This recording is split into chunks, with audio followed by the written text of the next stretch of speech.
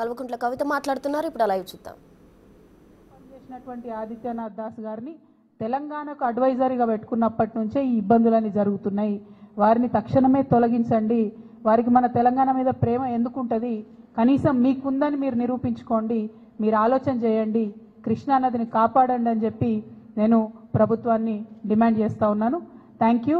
జై తెలంగాణ, జై జాగృతి Krishna. Thank you. జై తెలంగాణ.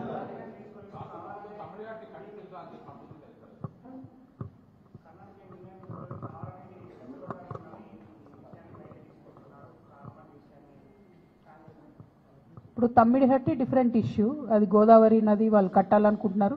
దాని మీద కూడా పలు రకాల అభిప్రాయాలు ఉన్నాయి. బట్ ఇవాళ ఇంపార్టెంట్ ఇష్యూ కృష్ణ. మీరు మనీ ఫండ్స్ కూడా వాళ్ళు రిలీజ్ చేయడం జరిగింది.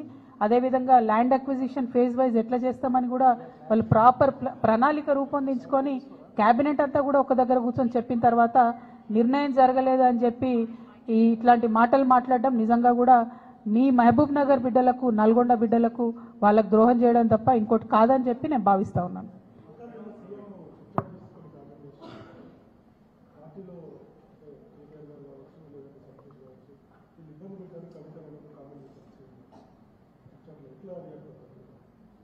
ఇప్పుడు సీఎం గారు ఏమన్నారన్నది నాకు తెలియదు, కానీ తెలంగాణ ప్రజలు అనుకుంటున్న విషయమే కదా, అది తెలంగాణ ప్రజలందరూ గమనిస్తున్న విషయమే. ఇప్పుడు బీఆర్ఎస్ పార్టీ సోషల్ మీడియా నన్నే దాడి చేస్తుంది, హరీష్ అన్న మీడియా నన్నే దాడి చేస్తుంది, సంతోష్ అన్నకున్న సీక్రెట్ మీడియా నన్నే దాడి చేస్తుంది. అందరు కలిసి నా మీద దాడి చేస్తున్నట్టే కదా, అందులో కొత్త ఏం లేదు. అది మీ అందరి దృష్టిలో కూడా ఉన్నది కాబట్టి అది కొత్త ఏం లేదు, వింతేం లేదు.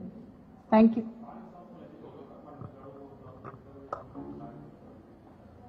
ఎక్కడ మాట్లాడిరండి? ఒక్కసారి కూడా కనీసం బీసీల మీటింగ్ రివ్యూ తీసుకోవడం లేదు సీఎం గారు.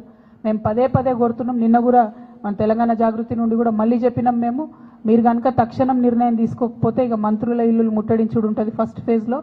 ఇంకా కూడా నిర్ణయం తీసుకోకపోతే ముఖ్యమంత్రి గారి ఇల్లు కూడా ముట్టడించాల్సి వస్తుంది.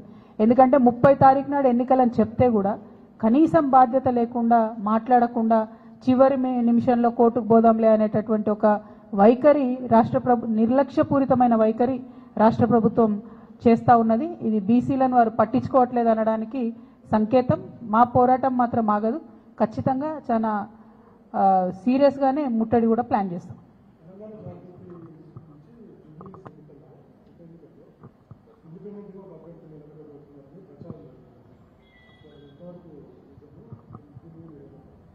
జై తెలంగాణ. Thank you.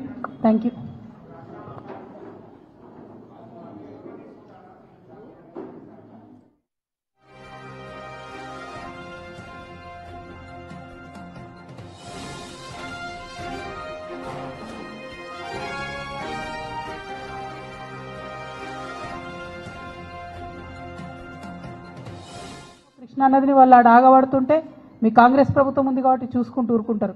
ఇది కరెక్ట్ వైఖరి కాదు. దీని మీద తక్షణమే ముఖ్యమంత్రి గారు స్పందించాలని నేను డిమాండ్ చేస్తున్నా. ఎట్ ద సేమ్ టైం నేను అనేక మార్లు చెప్పిన మన నాగార్జున సాగర్ డ్యామ్ని వీళ్ళు అధికారంలోకి వచ్చిన కొత్తలనే కేంద్ర ప్రభుత్వానికి ఇచ్చేసి వచ్చిండ్రు. ఇప్పుడు పరిస్థితి ఏంటంటే చిన్న రిపేర్ వర్క్ చేయాలి నాగార్జున సాగర్లో అంటే 2 నుంచి 3 నెలలు పడుతుంది. వీళ్ళు కేఆర్ఎంబీకి రాయాలి, కేఆర్ఎంబీ ఇంకెవరికో రాయాలి, అక్కడ నుంచి పర్మిషన్ రావాలి. అంటే మన భూభాగంలో మన డబ్బులతో కట్టిన ప్రాజెక్టులకు కూడా పర్మిషన్లు వస్తున్నాయి. పర్మిషన్లు రానటువంటి పరిస్థితి. కాబట్టి దీని మీద కూడా తక్షణం స్పందించాలి.